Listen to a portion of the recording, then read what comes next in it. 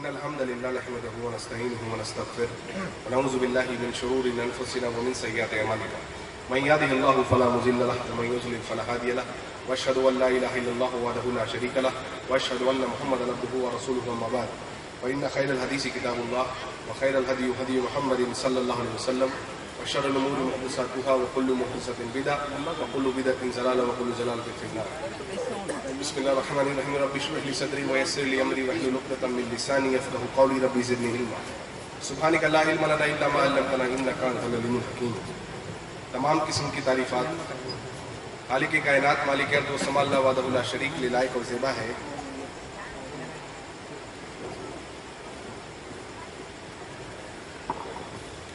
اور بے حساب لا تعداد درود و سلام ہو سستے اقدس و مقدس پر جن کا نام نامی اسم گرامی محمد اکرم صلی اللہ علیہ وسلم. اللہم صلی علی محمد وعلی آل محمد کما صلیت علی ابراہیم وعلی آل ابراہیم انک حمید مجید. اللہم بارک علی محمد وعلی آل محمد کما بارکت علی ابراہیم وعلی آل ابراہیم انک حمید مجید. اسٹیج پہ بیٹھے علماء اکرام اور ہمارے صدر محترم مولانا خورشید مدنی صاحب حفظ اللہ اور میرے دینی بھائی اور بہنوں، میں آپ تمام کا استقبال کرتا ہوں. اس موضوع پہ آج گفتگو کرنی ہے ہمیں، وہ ہے امت کا زوال اور عروج اور زوال. اب سمجھ یہ نہیں آتا ہے کہ کیسے اس کو سٹارٹ کیا جائے اور کہاں اس کو ختم کیا جائے. ایک وقت ایسا تھا کہ جب خلیفہ وقت جاتے ہوئے بادل کو دیکھا کرتا تھا تو وہ کہتا تھا کہ تم کہیں پر بھی جاؤ اور کہیں پر بھی برسو گے وہ میری ہی سلطنت ہوگی. ایک وقت مسلمانوں کا ایسا بھی گزرا ہے. ایک وقت ایسا گزرا ہے کہ جب اتنی مال و دولت اللہ نے مسلمانوں کو دی کہ زکوٰۃ دینے والا بھی کوئی نہیں. پکار لگانے والا پکار لگاتا تھا کہ مال غنیمت میں سے آ کر کے کچھ لے لو بیت المال میں سے. الحمدللہ سب کے پاس اتنا تھا کہ کسی کو ضرورت نہیں پڑتی تھی. یہ وہ وقت تھا امت کا جب امت عروج پر تھی. لیکن آج معاملہ بالکل الٹا ہے. امت پستی اور زوال کا شکار ہو گئی. اللہ تعالیٰ فرماتے ہیں سورہ نور میں سورہ نمبر 24 کی آیت نمبر 55 میں وعد اللہ الذین آمنوا منکم وعملوا الصالحات لَيَسْتَخْلِفَنَّهُمْ فِي الْأَرْضِ كَمَا اسْتَخْلَفَ الَّذِينَ مِن قَبْلِهِمْ. کہ اللہ سبحانہ وتعالیٰ کا یہ وعدہ ہے کہ جس طریقے سے اللہ سبحانہ وتعالیٰ نے پہلے کے لوگوں کو جو لوگ ایمان لائے تھے اور عمل صالح کیا تھا، ایمان لایا اور نیک عمل کیا، تو اللہ نے ان لوگوں کو زمین میں خلافت عطا کی. یہ اللہ کا وعدہ ہے. لہٰذا اگر کوئی چاہتا ہے کہ زمین میں اس کو خلافت ملے، عروج و ترقی ملے اس دنیا میں اور آخرت میں، تو اس کو دو کام کرنے ہوں گے. ایک تو ایمان لانا ہوگا، نمبر 1. دوسرا ایمان لانے کے بعد نیک عمل کرنا ہوگا. اور اللہ تعالیٰ قرآن مجید میں فرماتے ہیں کہ اللہ سے سچا وعدہ کس کا ہوگا اور اللہ سبحانہ وتعالیٰ سے بہتر وعدہ اور وفا نبھانے والا کون ہو سکتا ہے. تو اللہ سبحانہ وتعالیٰ نے ایک وعدہ کیا ہے، لیکن یہ وعدہ مخصوص لوگوں کے لیے. یہ وعدہ سب کے لیے نہیں ہے، مخصوص لوگوں کے لیے. کون سے لوگ؟ نمبر 1 جو ایمان لائے، اور دوسرا جو ایمان لانے کے بعد اپنے ایمان کو شرک سے انہوں نے نہیں ملایا.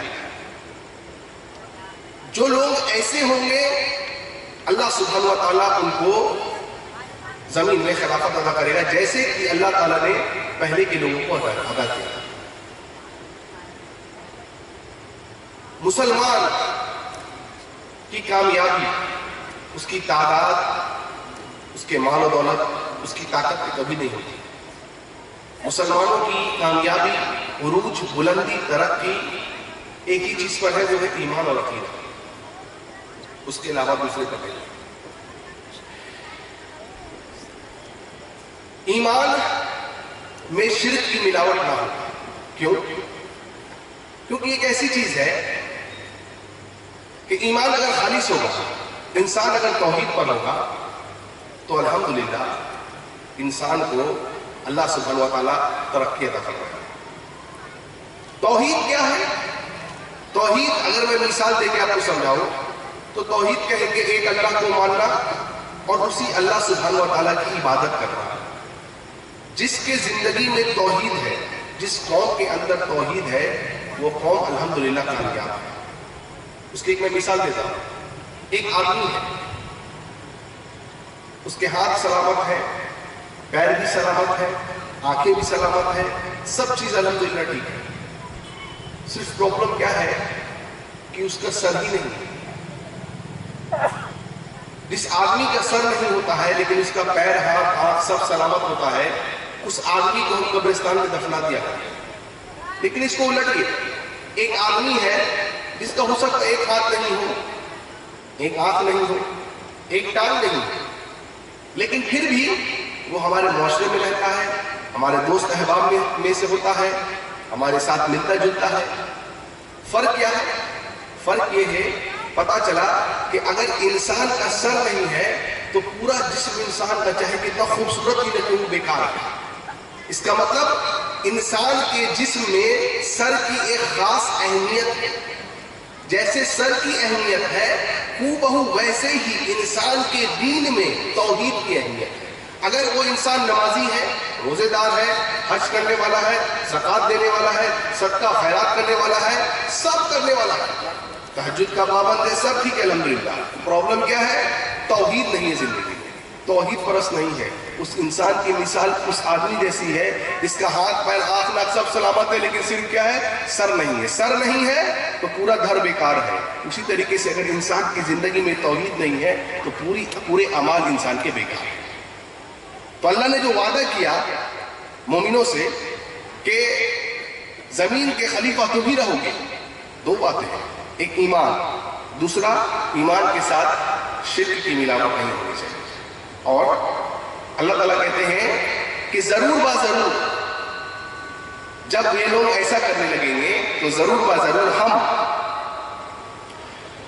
خوف کو امن و امان میں بدل دیں گے، اور ضرور با ضرور ہم ان کے دین کو قوت عطا فرمائیں گے اور سر بلندی عطا فرمائیں گے۔ تو اللہ نے شرط رکھی، ایمان لانا، عمل صالح کرنا، ایمان لانے کے بعد نیک عمل کرنا۔ اب ہم یہ دیکھیں اس آیت کی روشنی میں کہ کیا کوئی قوم ایسی گزری ہے یا کوئی قوم ایسی ہے جس نے اپنے اس وعدے کو پورا کیا؟ کیا کوئی قوم ایسی گزری؟ یا جب اس قوم نے ان شرائط کو نبھایا تو کیا اللہ سبحانہ و تعالیٰ نے اپنے وعدے کو پورا کیا کہ نہیں کیا؟ آپ اگر تاریخ کے اوراق الٹیں گے تو آپ کو پتا چلے گا کہ 1400 سال پہلے ایک ایسی قوم تھی عرب کی سرزمین پر کہ جس کے پاس نہ تہذیب تھا اور نہ ہی تمدن تھا، کچھ نہیں تھا اس کے پاس، کہ دنیا کی دو بڑی سپر پاور اس وقت کی کیسر اور کسرا وہ یہ کہہ رہے تھے کہ ان عربوں کو نوکر بھی نہیں بنایا جا سکتا، یہ اتنے گئے گزرے۔ لیکن جب انہی لوگوں نے اللہ کے اس شرائط کو، اس وعدے کو جب پورا کیا جو اللہ نے مومنوں سے وعدہ کیا تھا، اور قرآن مجید کو لفظ با لفظ اپنے سینے میں رچایا، اپنے سینے میں بسایا، اور اپنے نبی محمد صلی اللہ علیہ وسلم کی سنت پہ عمل کیا، تب اللہ نے اسی قوم کو نصف صدی میں وہ بلندی عطا فرمائی کہ یہی قوم جس کے پاس نہ تہذیب نہ تمدن تھا، آدھی دنیا پر فائز ہو گیا الحمدللہ۔ اور تاریخ کہتی ہے کہ عمر رضی اللہ عنہ کے دور میں اسلام ایسٹ کوسٹ آف افریقہ تک پھیل چکا تھا الحمدللہ۔ پورے کے پورے مورخین جو ہسٹورینز ہیں وہ آج تک یہ سمجھ نہیں پا رہے ہیں کہ اتنی بڑی چینج آئی تو آئی کیسے؟ یہ کیسے پاسبل ہے کہ ایک ایسی قوم جو بالکل ضلالت اور گمراہی میں پڑی ہوئی تھی، صرف اور صرف نصف صدی میں آدھی دنیا پہ فائز ہو گئی؟ اور اگر آپ انسائکلوپیڈیا بریٹینیکا کا مطالعہ کریں گے تو انسائکلوپیڈیا بریٹینیکا کے مطابق اسلامک ریولیوشن جو ہے یہ دنیا کا سب سے بڑا ریولیوشن ہے. اس سے بڑا آج تک کوئی ریولیوشن نہیں ہوا, کوئی ریولیوشن نہیں ہوا. بات کیا تھی ان کے اندر کہ جب وہ اٹھے اور ترقی اور عروج کے راستے کی طرف بڑھے تو جب راستے میں سپر پاور بھی ان کو ملی, جس کے پاس طاقت, فوج, ہتھیار سب کچھ تھا, ان کو بھی انہوں نے ڈھیر کر دیا. ان کے پاس کیا تھا؟ ان کے پاس تھا ایمان, بس خالص ایمان. ان کو بھی انہوں نے ڈھیر کر دیا. تو امت کو عروج, ترقی, بلندی ایک ہی طریقے سے ملی.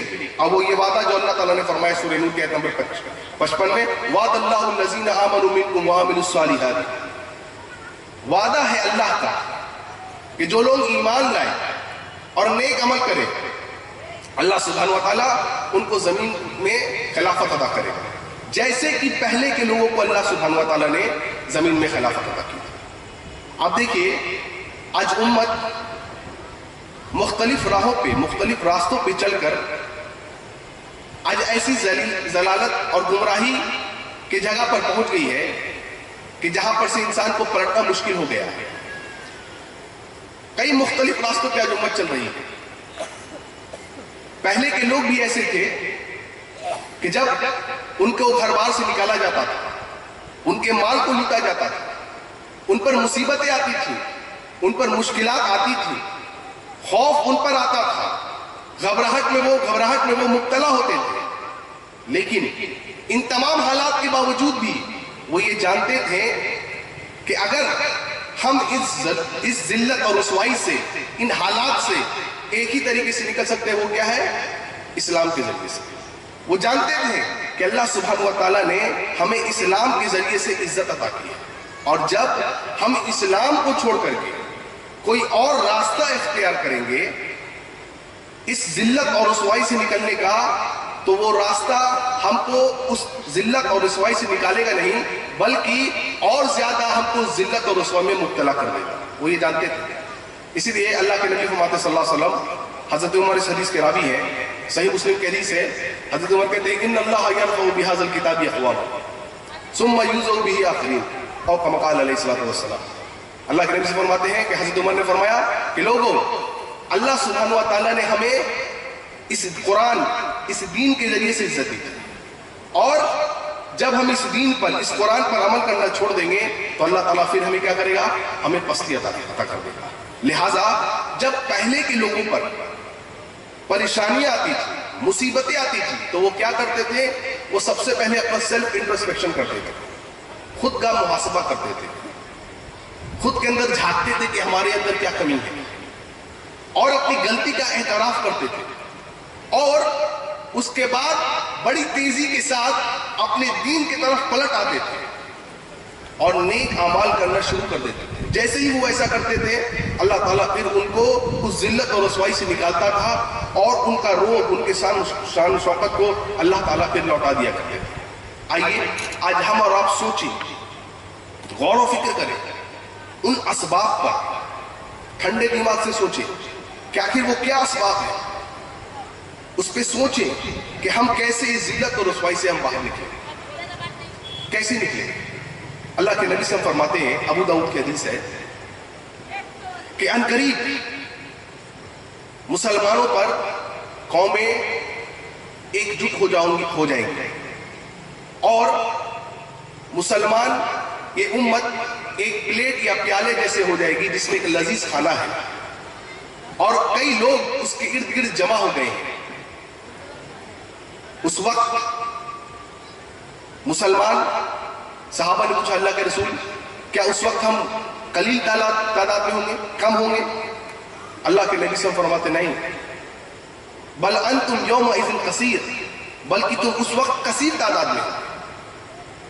اللہ کے رسول ہم کم بھی نہیں ہوں گے, ہم زیادہ بھی ہوں گے, اس کے باوجود بھی ہمارے قوم جو ہے, ملک کی قوم میں دوسری قومیں جو ہے وہ ہم پر ٹوٹ پڑیں گی. جیسے ایک پیالہ یا ایک پلیٹ میں لذیذ کھانا ہو اور کھانے والے اس پہ ٹوٹ پڑتے ہیں. آپ نے فرمایا ہاں. وجہ کیا ہوگا؟ آپ نے فرمایا تمہارے اندر कमजोरी और बुजदिली आ जाए। तुम्हारे दुश्मन के दिल से अल्लाह ताला तुम्हारे रोग को निकाल लेगा और तुम उस कचरे की तरह हो जाओगे जो सैलाब में पानी पर तैरता है। जब सैलाब आता है तो पानी पर आप देखेंगे कि कुछ कचरे होते हैं, तुम उस कचरे की तरह हो जाओगे जो सैलाब के पानी पर तैर रहा होगा और तुम्हारे दुश्मन के दिलों से अल्लाह ताला तुम्हारे रोग को निकाल देगा, तुम्हारे अंदर कमजोरी और बुजदिली आ जाएगी। साहबा ने सवाल किया, अल्लाह के रसूल वो कमजोरी क्या होगी? आपने फरमाया हुब्बुद दुनिया व कराहियतुल मौत, वो कमजोरी होगी दुनिया की मोहब्बत और मौत से कराहत। आज वही कमजोरी हमारे अंदर है। दुनिया से हमें बहुत मोहब्बत है। आज इस दुनिया को पाने के लिए हम हलाल को हलाल नहीं समझ रहे, हराम को हराम नहीं समझ रहे। इस दुनिया को कमाने के लिए हम दूसरे की टांग खींच रहे हैं। हालात यहां तक पहुंच गए हैं कि आजकल लोग पैसे दे करके दूसरे अपने भाई को नीचा करने की कोशिश कर रहे हैं। दुनिया की मोहब्बत, दुनिया की होड़, माल की होड़, जायदाद की हो, जमीन की हो, दुनिया बस होना चाहिए, दुनिया होनी चाहिए। दुनिया इतनी गालिब है कि रात रात भर हो जा रहा है, लोग दुनिया कमाने के चक्कर में सोच रहे हैं और फजर भी छूट जा रही है। दुनिया इतनी गालिब है, दुनिया की चीजें इतनी गालिब है कि इंसान आज निस रात भर मोबाइल में बिता दे रहा है और फजर छूट जा रही है। दुनिया की मोहब्बत, हुब्बुद दुनिया, दुनिया की मोहब्बत तुम्हारे अंदर पेवस कर जाएगी। किसी को चूना लगाया जा रहा है, आज किसी के माल को हड़पा जा रहा है, किसी को तकलीफ दी जा रही है। ये सब हो रहा है क्यों? दुनिया की मोहब्बत। दुनिया कमाना है, दुनिया में नाम कमाना है, दुनिया में शोहरत कमाना है, चाहे जिसका जो कुछ भी, हमें कोई फर्क नहीं पड़ता। अल्लाह के नबी फरमाते हैं जब तुम्हारे अंदर, जब तुम इस बीमारी में मुब्तला हो जाओगे कि हुब्बुद दुनिया व कराहियतुल मौत, दुनिया की मोहब्बत तुम्हारे अंदर आ जाएगी और मौत से तुमको कराहत होगी। अल्लाह हुआ। आप जानते हैं खालिद इब्न वलीद रज़ियल्लाहु अन्हु जब ईरानियों पे अटैक करने गए तो ईरानियों ने क्या किया? अपने आप को किला में बंद कर लिया। खालिद इब्न वलीद कहते हैं रज़ियल्लाहु अन्हु, कहते हैं कि तुम लोग अपने आप को किले में बंद करते हो, सुनो कब तक तुम किले में बंद रहोगे? मैं ऐसी कौम को लेकर के आया हूं अपने साथ, मैं अपने साथ ऐसी कौम को लेकर के आया हूं जो मौत से वैसे ही मोहब्बत करते हैं जैसे तुम अपनी दुनिया और अपनी जिंदगी से मोहब्बत करते हो। अल्लाह, ये वैसे मोहब्बत करते हैं अपने मौत से, उस तरीके से। इस हदीस से जानते क्या क्या बातें पता चली? नंबर एक, आइए इस हदीस पे जरा हम गौर और फिक्र करें। शैतान और उसकी पार्टी इस काम में लगी हुई है या इस फिराक में लगी हुई है कि कब ये उम्मत और ये उम्मत के लोग इस बीमारी में मुब्तला हो जाए, हुब्बुद दुनिया व कराहियतुल मौत की बीमारी में, कि हम इन पर अटैक करें। आप जानते हैं ये सिलसिला आज से नहीं बल्कि उस वक्त से शुरू है जब अल्लाह के नबी सल्लल्लाहु अलैहि वसल्लम ने मदीना में इस्लामी हुकूमत का झंडा गाड़ा। उस वक्त से ये कुफार और अहले किताब इस फिराक में है कि किस तरीके से मुसलमानों को इस बीमारी में मुब्तला किया जाए। क्यों? आप जानते हैं क्योंकि कहीं ना कहीं, और मुझे बाज वक्त ऐसा लगता है कि हमसे ज्यादा हमारे नबी सल्लल्लाहु अलैहि वसल्लम की बात पर वो मानते हैं, हमारे नबी सल्लल्लाहु अलैहि वसल्लम की बात को जितना शायद हम दिल से स्वीकार ना करते हो, शायद हमें उतना ना पता हो, उनको पता है। वो जानते हैं कि नबी ने फरमाया था जब इनके अंदर ये बीमारी मुब्तला हो जाएगी, ये हालात आएंगे। वो उस वक्त से ताक में है। और हजरत काब कहते हैं रज़ियल्लाहु अन्हु कि जिस वक्त जलावतनी का दौर चल रहा था, जब मुसलमानों को बॉयकॉट कर दिया गया था, कहते हैं कि मैं एक दिन मार्केट जा रहा था, एक शाम का आदमी मुझे मिलता है और वो कहता है कि ये एक लेटर लीजिए, किसी ने आपके लिए भेजा है। जब हजरत काब कहते हैं मैंने उस लेटर को, उस खत को खोला, पढ़ा, तो उसमें लिखा हुआ था कि तुम्हारे नबी ने तुम्हारे साथ बहुत ज्यादती की है, अल्लाह ने तुमको ये जिंदगी इस जिल्लत और रुसवाई में जीने के लिए नहीं भेजा है, आओ हमारे पास आओ, हम तुम्हें जिंदगी के हर आराम और आशाइश देंगे, जो कुछ तुम्हारी सहूलियत के चाहिए हम तुम्हें देंगे जो तुम्हारे नबी नहीं दे पा रहे। उस वक्त से इनकी कोशिश चली आ रही है कि किस तरीके से हम मुसलमानों को इस बीमारी में मुब्तला कर दें। और आज وہ اس کوشش میں کامیاب ہو گئے. عجیب بات ہے، ہم لوگ نماز پڑھتے ہیں، آج کل تو اکثریت مسلمان نماز بھی نہیں پڑھتی ہے. جس چیز کے بارے میں اللہ کے نبی نے فرمایا تھا کہ بین الرجل و بین الشرک والکفر ترک الصلاۃ، ایک کفر، ایمان اور کفر کے درمیان جو دیوار ہے وہ صلاح ہے، نماز ہے. آج مسلمان کو نماز پڑھنے کی فرصت نہیں کہ دنیا کی محبت. دکاندار سوچتا ہے کہ اذان ہو گئی، نماز پڑھنے جاؤں گا تو سیل چھوٹ جائے گا. وہ سوچتا ہے کہ اگر میں نماز پڑھوں گا تو لوگ مجھے کہیں گے کہ ارے، جوان لڑکا سوچتا ہے نماز پڑھیں گے تو کہیں گے ارے ابھی تم بوڑھے ہو گئے. آج دنیا کی محبت اس کے اندر پیوست ہے، دنیا کی محبت. ہم نماز پڑھتے ہیں، نماز میں کہتے ہیں صراط الذین انعمت علیہم غیر المغضوب علیہم ولا الضالین، اے اللہ ہمیں ان کے راستے پہ چلا جن کو تو نے انعام یافتہ کیا، ان کے راستے سے بچا جو گمراہ ہو گئے، جن پہ تیرا غضب نازل ہوا. ہم ڈیلی پڑھتے ہیں. کون گمراہ ہوئے تھے؟ نصرانی، کرسچن. کن پہ اللہ کا غضب نازل ہوا؟ یہودی، جیوز. عجیب بات ہے، ہم ڈیلی یہ کہہ رہے ہیں اے اللہ ہمیں نصرانیوں اور یہودیوں کے طریقے سے بچا. ہم زبان سے صرف کہہ رہے ہیں لیکن عملی ہم عمل نہیں کرتے. یہی پرابلم ہے آج. پہناوا ان کے طریقے کا، زندگی لائف سٹائل ان کے طریقے کا، شادی بیاہ میں رسم و رواج ان کے طریقے کا. زندگی کا کوئی گوشہ ایسا نہیں ہے جس میں ہم یہودیوں اور نصرانیوں کی اتباع نہ کرتے. پھر بھی ہم یہ کہہ رہے ہیں نماز میں اے اللہ ہمیں ان کے راستے سے بچا.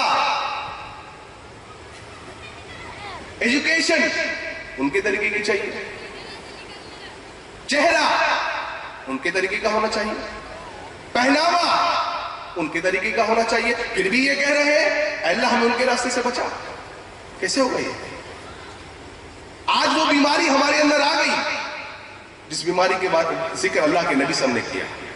لہذا امت آج زوال کے راستے پہ چل رہی ہے اور رسوائی، ذلت اور رسوائی کو جھیل رہی ہے. دوسرا، اللہ سبحانہ و تعالیٰ نے مسلمانوں کو،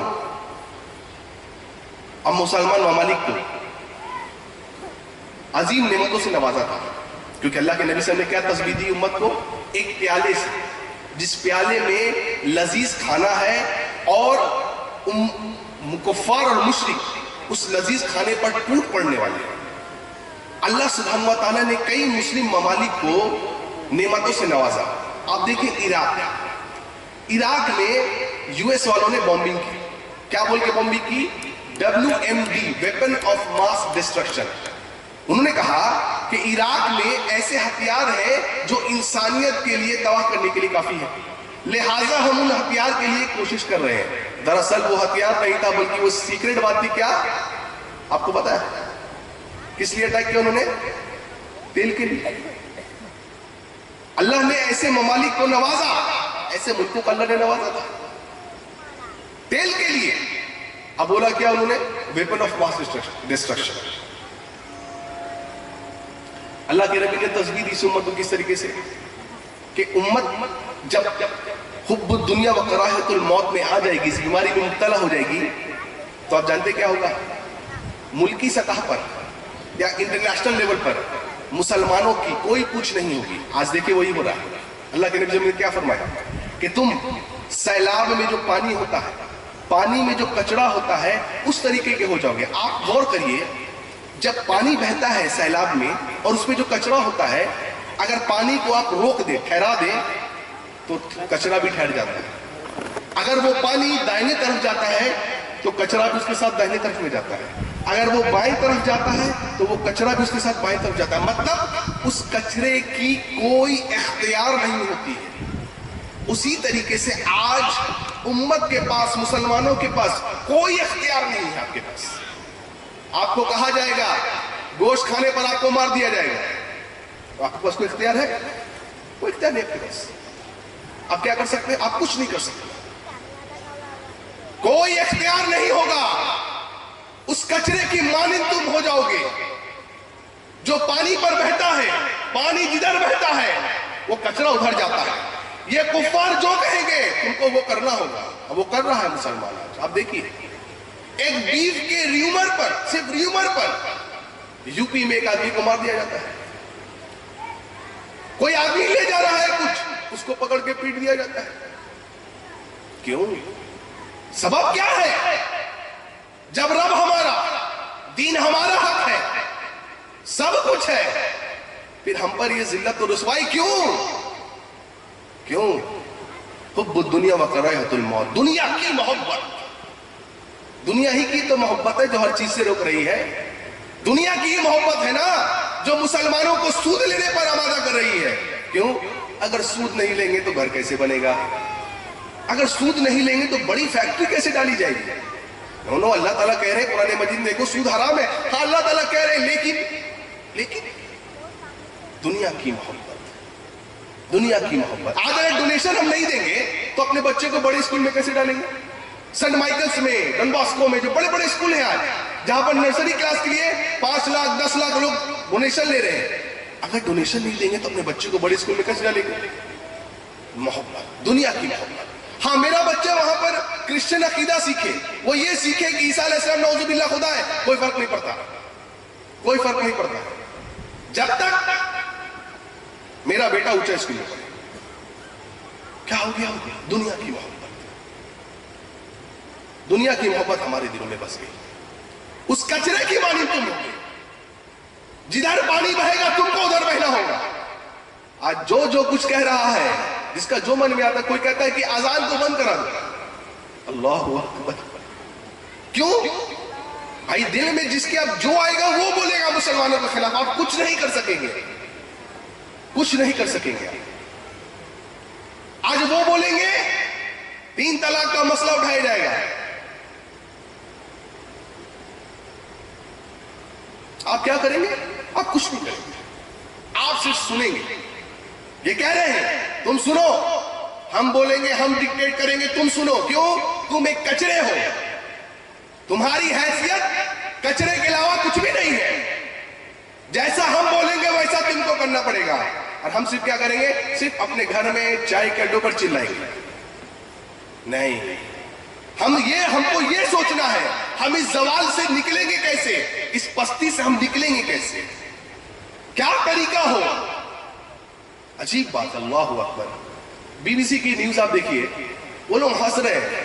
وہ کہہ رہے ہیں انڈیا ایک ایسی کنٹری ہے جہاں پر ایک گائے کی زیادہ اہمیت ہے انسان کی زندگی سے. وہ لوگ ہنستے ہیں. پرابلم مار کون کھا رہا ہے؟ مار کھا رہا ہے مسلمان. مسلمان مار کھا رہا ہے. کیا فرق پڑتا ہے کسی کو؟ کچھ فرق نہیں پڑتا. اس کچرے کی طرح تم ہو گئے. اچھا جو کچرا پانی پر بہتا ہے اس کی کوئی منزل نہیں ہوتی ہے، کوئی اس کی منزل نہیں. آج دیکھیں مسلمانوں کی کوئی منزل نہیں ہے. کسی سے پوچھئے تم یہ کیوں پڑھ رہے ہو؟ سو نہیں پتا میں کیوں پڑھ رہا ہوں، بس پڑھ رہا ہوں. بیٹا تم یہ کیوں کر رہے ہو؟ نہیں پتا، بس کر رہا ہوں. لوگ کرتے ہیں میں بھی کر رہا ہوں. آپ دین کے معاملے میں بھائی آپ یہ عمل کیوں کرتے ہیں؟ بھائی میرے باپ دادا کرتے چلے آ رہے، میں کر رہا ہوں. بھائی یہ عمل قرآن حدیث سے ثابت نہیں ہے. نہیں، اس سے کیا ہوا؟ ہمارے باپ دادا کرتے تھے، غلط ہے کیا؟ کوئی منزل نہیں ہے. کیوں؟ اختیار کچھ نہیں ہے آپ کے پاس. اس کچرے کی مانند انسان ہو گیا آج. اس حدیث سے ہمیں یہ بات پتا چلی ہے کہ امت کبھی بھی تعداد پر نہیں عروج پا سکتی. آپ دیکھیے جنگی حنین کے موقع پہ کیا ہوا. مسلمان کثیر تعداد میں 12,000 کی تعداد میں، اور جنگ بدر میں 313، اور جنگ حنین میں 12,000. فرق کیا ہے دونوں جنگ میں؟ دونوں جنگ مسلمان جیتے تھے، لیکن دونوں جنگوں میں ظاہری اعتبار سے بہت فرق ہے. کیوں؟ اللہ کے نبی صلی اللہ علیہ وسلم نے کیا فرمایا؟ صحابہ نے جب سوال کیا اللہ کے رسول کیا ہم تعداد میں کم ہوں گے کیا اس وقت جب یہ لوگ ہم پر ٹوٹ پڑیں گے؟ آپ نے فرمایا بل انتم یومئذ کثیر. نہیں، تم تعداد میں زیادہ ہوگے. اور آج ٹائمز آف انڈیا کی رپورٹ کے مطابق دنیا میں ہر چوتھا آدمی ایک مسلمان ہے.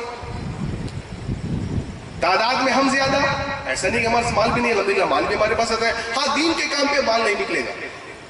اپنے بچے کو بگ بازار لے جانا ہے، فیشن شاپنگ کرانا ہے، کسی بڑے ریسٹورنٹ میں کھلانا ہے، اچھی بات الحمدللہ اللہ نے آپ کو دیا، کھلائیے، کوئی پرابلم نہیں ہے. 5,000 10,000 not an issue at all. ہاں لیکن اگر دین کے معاملے میں کہا جائے گا تو بولیں گے بھائی سوچنا پڑے گا. 50 روپیہ اور 100 روپیہ بھی بہت کراہیت سے نکلے گا، کیوں دین کی بات ہے. لیکن اگر اپنا یہ پانا ہے الحمدللہ. مولوی صاحب ہے تو مولوی صاحب کے لیے کیا ہے؟ مولوی صاحب کے لیے تو کچھ بھی چلتا ہے. اللہ اکبر. علامہ ابن قیم کہتے تھے رحمۃ اللہ علیہ، کہتے تھے دین دو راستوں سے آیا ہے، ایک مسجد سے اور ایک مسجد والے سے.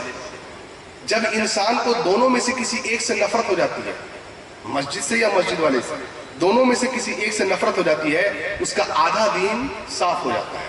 اور جب دونوں سے نفرت ہو جاتی ہے تو اس کا پورا دین صاف ہو جاتا ہے. آج دیکھیں وہی ہوتا ہے، وہی ہے نا.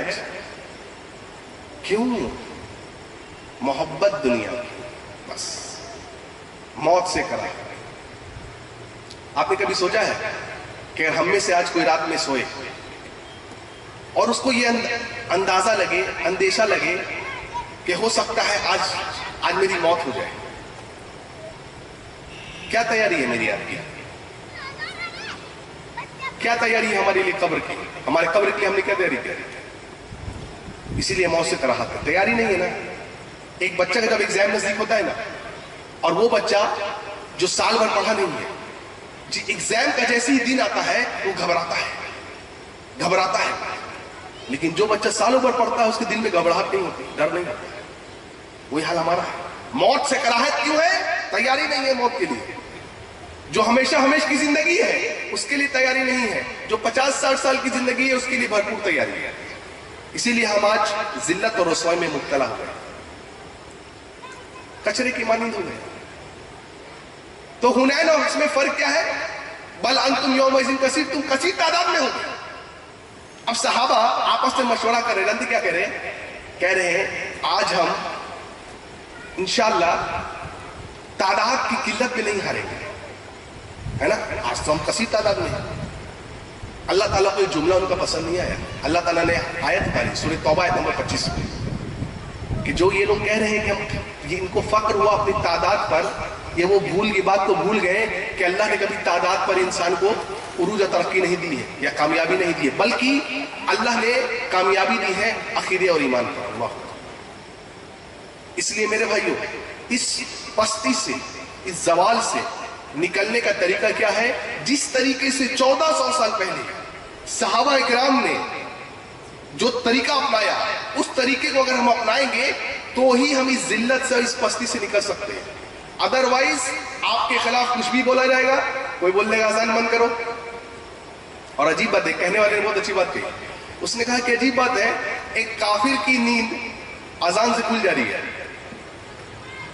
لیکن مسلمان کی نیند اذان سے نہیں کھل رہی ہے. فجر کی اذان ہو رہی ہے، مسلمان سویا ہوا ہے. کافر کی نیند کھل جا رہی ہے، مسلمان کی نیند نہیں کھل رہی ہے.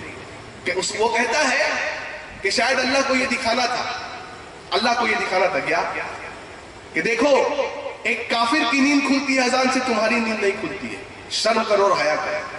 اگر واقعی ہمارے اندر کچھ شرم باقی ہے واقعی، تو ہم میں سے ہر ایک کو کل سے فجر کی نماز میں حاضر ہوں گے انشاءاللہ.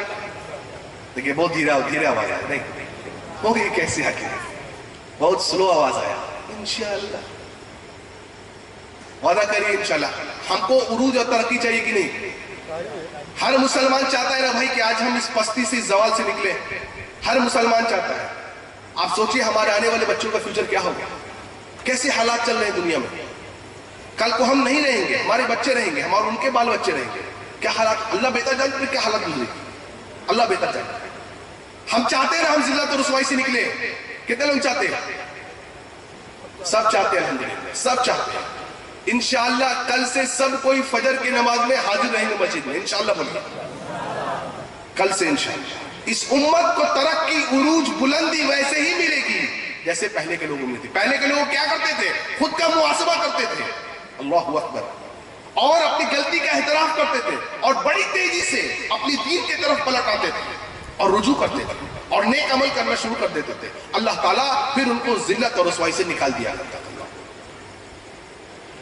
اور آپ جانتے ہیں حذیفہ ابن یمان کہتے ہیں رضی اللہ عنہ کہ ہر کوئی اللہ کے نبی صلی اللہ علیہ وسلم سے خیر پوچھتا تھا. میں اللہ کے نبی صلی اللہ علیہ وسلم سے شر کے بارے میں سوال کرتا تھا. میں نے پوچھا اللہ کے رسول، ہم ذلت اور رسوائی میں مبتلا تھے، اللہ نے ہمیں اسلام کے ذریعے سے خیر عطا فرمایا. کیا اس خیر کے بعد بھی پھر کوئی ذلت و رسوائی ہوگی؟ آپ نے فرمایا ہاں ہوگی. حضرت حذیفہ ابن یمان کہتے ہیں میں نے اللہ کے نبی سے پوچھا اللہ کے رسول وہ کیا ہوگا، وہ ذلت کیا ہوگی، وہ رسوائی کیا ہوگی، اور ہم کیا کریں گے اس وقت؟ آپ نے فرمایا اس وقت تم مسلمانوں کی جماعت کے ساتھ چمٹ جانا. اچھا اور کیا اللہ کے رسول؟ کہا اگر وہ جماعت موجود نہ ہو، کہا تب پیڑ کی جڑ کو اپنے دانت سے پکڑے رہنا یہاں تک کہ تمہاری موت اس میں آ جائے، لیکن تمام تر گمراہ فرقوں سے الگ ہو جانا، تمام تر گمراہ فرقوں سے الگ ہو جانا. آج امت عروج پر کیسے پہنچے، کیسے پہنچے امت؟ اس پستی سے، اس زوال سے کیسے نکلے؟ کئی اصول ہیں، علماء کہتے ہیں کئی اصول ہے جسے سماج آج دور ہو گیا ہے. اگر ان چند اصولوں کو سماج آج پھر اپنا لے تو انشاءاللہ امت پھر آج عروج و ترقی اور بلندی پہ رہے گی. وہ اصول کیا ہے؟ پہلے کے زمانے میں کیا ہوتا تھا کہ جو اہل علم ہوتے تھے، وقت کا بادشاہ ان کے گھر پہ آ کر کے دستک دیتا تھا اور ان سے علم سیکھتا تھا. آج کا معاملہ الٹا ہے. آج اہل علم جاتے ہیں وقت کے بڑے بڑے مالداروں کے پاس، بادشاہوں کے پاس، اور جا کر کے ان کے دروازوں کو کھٹکھٹاتے ہیں. پہلے ایسا نہیں ہوتا تھا، پہلے وہ آیا کرتے تھے. نمبر ایک، اہل علم کی عزت کی جائے، اہل علم کا احترام کیا جائے. علماء یہ بیان کرتے ہیں اگر عروج اور اس زوال سے نکلنا ہے تو اہل علم کا احترام کریے. دوسرا، اہل علم کی طرف رجوع کریے. کوئی مسئلہ آئے اپنے طرف سے اپج مت بنیے، گوگل کو شیخ گوگل مت بنائیے، علماء سے دریافت کریے. علماء آپ کے بیچ موجود ہیں، وہ طریقہ بتائیں گے کہ اس مسئلے سے کیسے نپٹا جاتا ہے. اہل علم کی طرف رجوع کریے. آپ جانتے ہیں عمر بن عبدالعزیز رحمۃ اللہ علیہ جب خلیفہ بنے تو رونے لگے. تو کسی نے جا کے پوچھا آپ روتے کیوں ہیں؟ تو انہوں نے کہا یہ ایسی ذمہ داری آج مجھے ملی ہے کہ جس کو ملتی ہے وہ روتا ہی رہتا ہے. کیسی ذمہ داری ہے؟ کہا اتنی بڑی ذمہ داری ہے. کیا کیا انہوں نے، کیا کام کیا تھا؟ انہوں نے جانتے ہیں انہوں نے اپنے ملک سے 7 بڑے علماء کو جمع کیا اور ان کی کمیٹی بنائی اور ان کو اپنے مجلس میں بلایا اور کہا آپ 7 سے زیادہ نیک مجھے کوئی اور دکھا نہیں، لیکن میں آپ سے 3 باتیں چاہتا ہوں. نمبر 1، جب آپ میری مجلس میں بیٹھے ہیں تو کسی کی غیبت نہ کریں.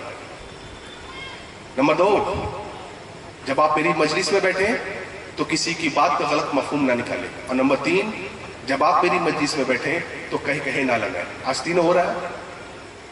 کسی مجلس میں آپ بیٹھیے اگلے کی غیبت ہو رہی ہے، کسی مجلس میں بیٹھیے بدگمانی ہو رہی ہے، کسی مجلس میں بیٹھیے کہیں لگائے جا رہے ہیں، بنا بات کے کہیں لگے جا رہے ہیں. سیریا میں لوگوں کو مارا جا رہا ہے، کوئی فرق ہم کو نہیں پڑتا ہے، ہمیں کہیں لگانے سے فرصت نہیں ہے. ہم آج کل ایسے شوز دیکھ رہے ہیں ٹی وی پر جو جھوٹ موٹ کے لوگوں کو ہنسا رہے ہیں. 3 چیزیں چاہتا ہوں، انہوں نے کہا میں علماء سے غیبت نہیں کریے گا میرے مجلس میں کسی کی. دوسرا، کسی کے خلاف بدگمانی نہیں. تیسرا، کسی کی بات کا غلط مفہوم نہیں نکالنا. تیسرا، کہیں نہیں لگانا. پھر عوام کی طرف متوجہ ہو اور کہا مجھے آپ سے 4 چیزیں چاہیے. نمبر 1، دیکھیں قوم ترقی پر کیسے آتی ہے، وہی عمر بن عبدالعزیز رحمۃ اللہ نے کیا. عوام کی طرف متوجہ ہوئے اور کیا کہا؟ پہلی بات، علم اگر نہیں سیکھا ہے تو علم سیکھنے بیٹھ جاؤ. آج یہ امت علم سے کوری ہے. آج قرآن حدیث کا علم ہم نہیں جانتے. علم نہیں سیکھا ہے، علم سیکھنے بیٹھ جاؤ. نمبر 2، اگر علم سیکھ چکے ہو تو علم کو پھیلانے میں لگ جاؤ. نمبر 3، علماء اگر یہ دونوں کام نہیں کر سکتے ہو، نہ علم سیکھ سکتے ہو نہ علم کو پھیلا سکتے ہو، علماء سے محبت کرو. آج ہم کو اپنے علماء سے محبت نہیں ہے. ہم سمجھتے ہیں یہ کیا جانیں گے دنیا کے بارے میں، سارا کام تو ہم ہی جانتے ہیں. یہ کیا جانیں گے قرآن حدیث کے بارے میں، سارا چیز تو ہم ہی جانتے ہیں. اسی لیے فتوی باریہ خوب چل رہی ہے. علماء سے محبت کرو. اگر یہ بھی نہیں کر سکتے تو عمر بن عبدالعزیز رحمۃ اللہ نے اپنی قوم کو کہا علماء سے نفرت و بغض مت رکھنا. یہ 4 کام تم کو کرنے ہیں. اور نتیجہ کیا نکلا؟ اللہ اکبر. 2 سال میں، ان کے خلافت کے 2 سال میں ایسا عدل اور انصاف انہوں نے قائم کیا اور امت اس ترقی اور عروج پر آئی. اللہ اکبر. کہ آپ جانتے ہیں لکھنے والے مورخین لکھتے ہیں کہ بھیڑیا اور بکری ساتھ چڑھا کرتے تھے. اللہ اکبر. یہ عدل و انصاف عمر بن عبدالعزیز رحمۃ اللہ نے قائم کیا کہ بھیڑیا اور بکری ساتھ چل رہے ہیں. اور ایک دن ایسا آیا کہ جب یہ خبر ملی کہ کسی نے کہا کہ بھیڑیے نے بکری کو لے کر کے چلا گیا. اللہ اکبر. وہ چرواہا کہتا ہے آج عمر بن عبدالعزیز رحمۃ اللہ علیہ کا انتقال ہو گیا ہے. آج زمین سے عدل و انصاف ہٹ گیا. کیوں؟ عمر بن عبدالعزیز چلے گئے دنیا سے. اور واقعی میں جب آ کر کے پتہ لگایا گیا تو عمر بن عبدالعزیز رحمۃ اللہ علیہ کا انتقال ہو چکا. اللہ اکبر. عدل و انصاف قائم کیا. کیسے؟ علماء کا احترام اور عوام کو مخاطب کیا. علم سیکھیں. آج ہم علم سے کورے. علم سیکھیے, علماء کا احترام کریں. اللہ اکبر. سمجھ میں آئی بات؟ اس طریقے سے ہم آج امت جو ہے یہ عروج پر اور بلندی پر کی جائے گی. تیسری بات, علماء کے خلاف بدزبانی نہیں کری گئی. یہ بہت بری بات ہے. یہ بہت بری. کیوں؟ یہ قوم کے رہنما ہے. علماء کے خلاف بدزبانی نہیں. امام مالک رحمۃ اللہ علیہ کہا کرتے تھے کہ علماء کے خلاف بدزبانی کرنا, ان کے خلاف نفرت رکھنا دل کو سخت بنا دیتا ہے. سخت. امام نووی کہتے تھے رحمۃ اللہ علیہ جو کوئی علماء کے خلاف زبان درازی کرتا ہے, اور یاد رکھو کہ علماء کا گوشت بڑا کڑوا ہے. ان کا گوشت بڑا کڑوا ہے. آپ علماء کا گوشت کھائیں گے کیسے؟ انسان کا گوشت کھانا تو حرام ہے. غیبت. علماء کا گوشت غیبت بڑا کڑوا ہے, اور جو اس کے گوشت کو سونگھ لیتا ہے وہ بیمار پڑ جاتا ہے. دینی طور پر بیمار پڑ جاتا ہے. اور جو کوئی بھی ان کے گوشت کو کھا لیتا ہے وہ تو مر جاتا ہے. کیوں؟ وہ کہتے ہیں کہ اللہ سبحانہ و تعالیٰ نے قرآن مجید میں اہل علم کا مذاق اڑانا کو اپنا مذاق اڑانا کہا, اپنی نشانیوں کا مذاق اڑانا کہا, اور اپنے پیغمبر کے مذاق اڑانے کو کہا. کس کا؟ اہل علم کا مذاق اڑانا. اسی وجہ سے آج امت پستی کی طرف آئی. اللہ کے نبی صلی اللہ علیہ وسلم کہتے ہیں میں اس مجلس میں بیٹھنا گوارا نہیں کرتا جہاں پر اہل علم کی گستاخی کی جائے. آج ہر جگہ ہے. آج ہم اپنے علماء کو کچھ سمجھتے ہی نہیں ہیں. کچھ بھی نہیں سمجھتے ہیں. جن کو اللہ نے علم دیا ہے شریعت کا, اس کو آج ہم کچھ بھی نہیں سمجھ رہے. کیا ہوگا؟ زوال اور پستی کی طرف آئیں گے. حل جہاں موجود تھا, حل کو چھوڑ کر کے غیر طریقوں سے ہم حل کو اپنا رہے ہیں. زوال اور پستی میں ہم آ گئے. آج زوال اور پستی میں آ گئے. اور کیا کہنا ہے کہ جب چنگیز خان نے بغداد پر اٹیک کیا, چنگیز خان نے, تو جانتے کیا ہوا؟ بغداد کی جو سب سے بڑی لائبریری تھی نا, اس کو دریا میں بہا دیا گیا. وہ دریا کا نام تھا دجلہ, جس کو آج آپ کہتے ہیں ٹیگرس ریور ٹیگرس انگلش میں. دجلہ ندی میں اس لائبریری کو بہا دیا گیا, اس کتابوں کو. اللہ اکبر. جانتے ہیں لکھنے والے نے لکھا ہے, اور دل تھام کے بیٹھیے گا, لکھنے والے نے لکھا ہے کہ جب اس لائبریری کو بہایا گیا دجلہ کی ندی میں, تو 16 دنوں تک دجلہ ندی کا پانی سیاہ رہ گیا. 16 دنوں تک. 16 دنوں تک. کیوں؟ علم سے دوری. اور جب ایسا ہوا تو بغداد میں یہ حالات پیدا ہوئے کہ ظالموں نے جب بغداد پر اٹیک کیا ہے تو اللہ کی قسم لکھنے والا لکھتا ہے کہ مسلمان کے خون گھوڑے کے گھٹنوں کے برابر تھے, اور ظالم لوگ ان گھوڑوں کو اس خون میں دوڑا رہے تھے. اتنی زیادتی, اتنی رسوائی, اتنی ذلت اللہ نے, اتنا خون بہایا گیا مسلمانوں کا کہ گھوڑے کے گھٹنے کے برابر خون تھا, اور اس میں ظالم گھوڑوں پہ بیٹھ کر کے گھوڑوں کو دوڑا رہا تھا. اور وہ بھی حالات آئے کہ جب بغداد کا ایک عالم, جو یہ عالم قوم کے رہنما ہوتے, یہ رہنما ہوتے, یہ اللہ کے نبی صلی اللہ علیہ وسلم کے کیا ہے یہ پتہ ہے نا آپ کو؟ جی, یہ وہ لوگ ہیں کہ ایک عالم بیٹھ کے مسجد میں درس دے رہا ہے. وہ جنرل آیا اپنے لوگوں کو لے کے ساتھ, سولجرز کے ساتھ. عالم نے اس کو دیکھا, उस मर्द मोमिन ने उसको देखा, उसकी टांगे लंबी थी, टांगे को लंबी करते करके बढ़ाता रह गया। सिपाही आगे बढ़े कि हमारे सोल्जर के, हमारे जो रहनुमा है, जो जनरल है, उसकी गुस्ताखी कर रहा है, ये खड़े होकर सैल्यूट करना चाहिए था। आज होता है ना, कोई आ जाए तो फट से हम खड़े होकर सैल्यूट कर देते हैं। जबकि अल्लाह के नबी से फरमाया था कि कोई किसी के लिए, किसी मजलिस में कोई आए और उसके इस्तकबाल के लिए ना खड़ा हो जाए, कैसे? उसने अपना ठिकाना जहन्नम में रखा। ये अलग बात है कोई बूढ़ा आदमी आया, उसको सीट देने के लिए आप अदबन खड़े हो गए, ये अलग चीज है। लेकिन ये तो डर हमारे दिल में आज पैदा हो गया है ना। वो टांगे लंबी करके बढ़ा रहा है, सिपाही आगे बढ़े, जनरल ने कहा रुक जाओ, अभी नहीं। बाज मसाइल ऐसे होते हैं जिनको रात की तारीखी में हल किया जाता है। जनरल अपने सिपाहियों के साथ रात में दीनार से भरी हुई पोटली उनके घर गया, उनके दरवाजे पे दस्तक दी, दरवाजा खुला, देखा तो वही जनरल था। बोला अंदर आ सकता हूं? बोले अंदर आओ। कहा ये लो। कहा ये क्या है? कहा खोल के तो देखो। पहले बोला बताओ तो क्या है? कहा तुम्हारे लिए एक तोहफा है, अशरफियों से बड़ी हुई एक पुतली है। उसने कहा कि जो तुझ जैसे को देख करके अपनी टांगे को समेटे नहीं, अपनी टांगे को लंबी रखे, वो तुझ जैसे को देख करके अपने हाथों को कैसे लंबा कर देगा। अल्लाह अकबर, कैसे कर देगा? ये वकार था। जैसे ही ये सुनना था, अल्लाह की कसम, उस जनरल के दिल में अल्लाह ने वो हैबत तारी कर दी, वो हैबत तारी कर दी कि वो पीछे हटता है, उसको सैल्यूट करता है और कहता है वल्लाह अगर तुझ जैसे 10 मुसलमान बगदाद में होते, 10 मुसलमान, हमें बगदाद की हुकूमत कभी नसीब नहीं। तुझ जैसे 10, सिर्फ और सिर्फ 10। सिर्फ क्यों? तादाद कभी नहीं हमारे लिए रहा है उरूज और बुलंदी पाने का तरीका, कभी नहीं, बल्कि ईमान और अकीदा। तुझ जैसे सिर्फ 10 होते ना, हम कभी भी बगदाद पर हुकूमत नहीं कर सकते, कभी नहीं, हमें नसीब ही नहीं होता। क्यों? अल्लाह के नबी ने क्या फरमाया तो हदीस में, मेरी मदद की गई है दुश्मनों से। कैसे?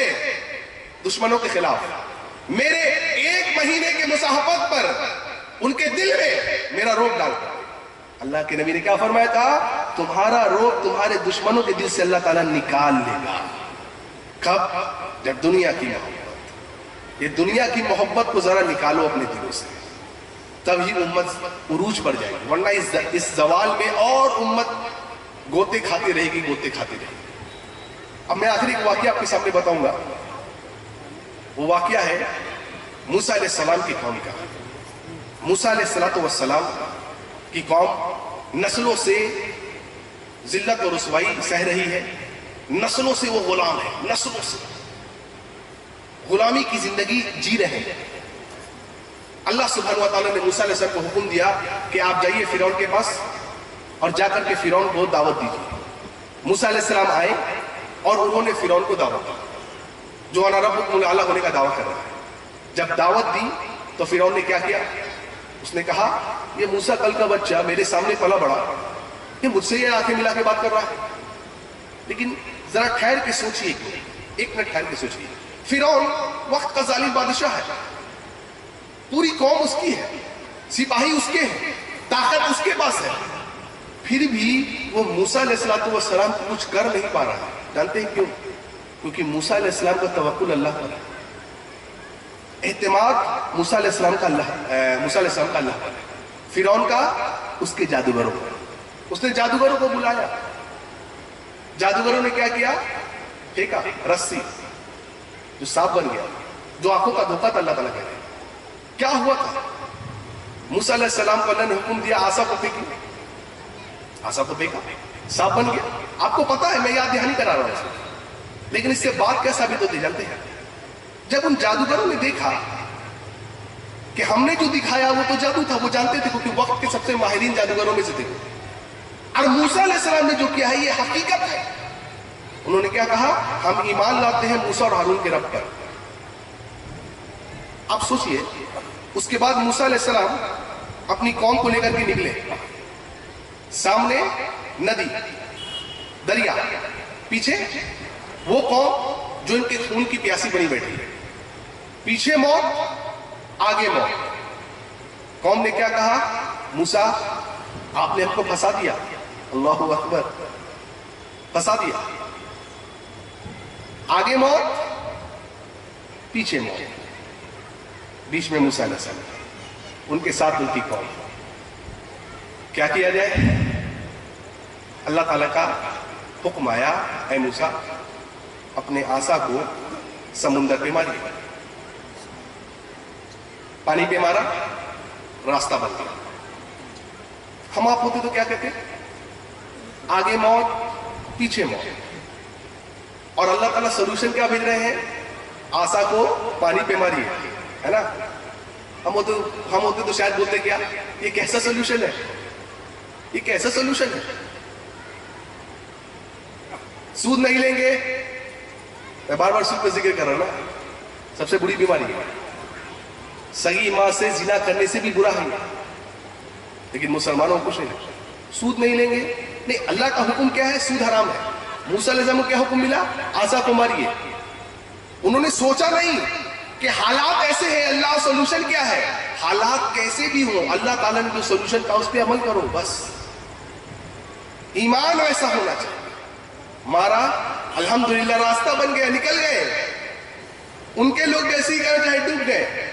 کیا پتہ چلا اس واقعے سے؟ جانتے ہیں، نسلوں سے ایک قوم غلامی میں تھی، ذلت اور رسوائی میں مبتلا تھی، اس قوم کو اس غلامی سے، اس ذلت اور رسوائی سے نجات کیسے ملا؟ بتلائیے۔ جب قوم نے رسول کی اطاعت کی، اور دوسرا موسیٰ علیہ السلام نے کیا استعمال کیا تھا؟ عصا۔ عصا کیا تھا؟ معجزہ۔ معجزہ کے ذریعے سے ان کو ذلت اور رسوائی سے وہ باہر نکلے۔ ہمارے پاس معجزہ کیا ہے جی؟ معجزہ ہمارے پاس کیا ہے؟ زور سے بولیے ذرا، آدھا آدمی کو بتا۔ قرآن۔ وہ نسلوں سے غلام تھے، ذلت اور رسوائی میں مبتلا تھے، کیسے نکلے؟ معجزہ کا استعمال کیا۔ ہم کیسے نکلیں گے؟ معجزہ کا استعمال کریے، قرآن کا استعمال کریے۔ قرآن کا استعمال کریں گے، اللہ تعالیٰ ہمارے لیے زمین کے خطے خطے میں راستہ بنا دے گا۔ اور آخری بات، پھر اللہ نے موسیٰ علیہ السلام کو کہا، ایک شہر میں جائیے فلسطین میں، وہاں پر جا کر کے کوئی شرکش بندے ہیں میرے، وہاں جائیے، آپ ان سے لڑیے، جیت آپ کی ہے۔ قوم نے کیا کہا؟ ہم نہیں جائیں گے، آپ اور آپ طرف جا کر کے لڑیے۔ قوم کے لوگوں نے کہا۔ اللہ نے کیا کیا؟ اللہ سبحانہ و تعالیٰ نے ان پر زمین کو 40 سال کے لیے حرام کر دیا۔ لیکن ایک بات ٹھہر کی سوچنے کی ہے، کیا وہ اللہ کو اللہ نہیں مانتے تھے؟ بولیے، نہیں مانتے تھے کیا؟ کیا وہ موسیٰ علیہ السلام کو رسول نہیں مانتے تھے؟ مانتے تھے۔ پھر اللہ نے 40 سال تک زمین ان پہ حرام کیوں کی؟ یہ ذلت اور رسوائی میں کیوں اللہ نے مبتلا کیا؟ اللہ کو اللہ مانتے ہیں، موسیٰ علیہ السلام کو رسول مانتے ہیں۔ پرابلم یہ ہوا کہ وقت کے رسول نے جو بات کرنے کو کہا، اس سے انہوں نے منہ پھیر لیا۔ کیا ہوا؟ 40 سال تک ذلت اور رسوائی میں مبتلا رہے، زمین کو حرام کر دی گئی۔ آج کیا ہم اللہ کو نہیں مانتے ہیں؟ مانتے ہیں۔ کیا ہم نبی صلی اللہ علیہ وسلم کو نبی نہیں مانتے؟ مانتے ہیں۔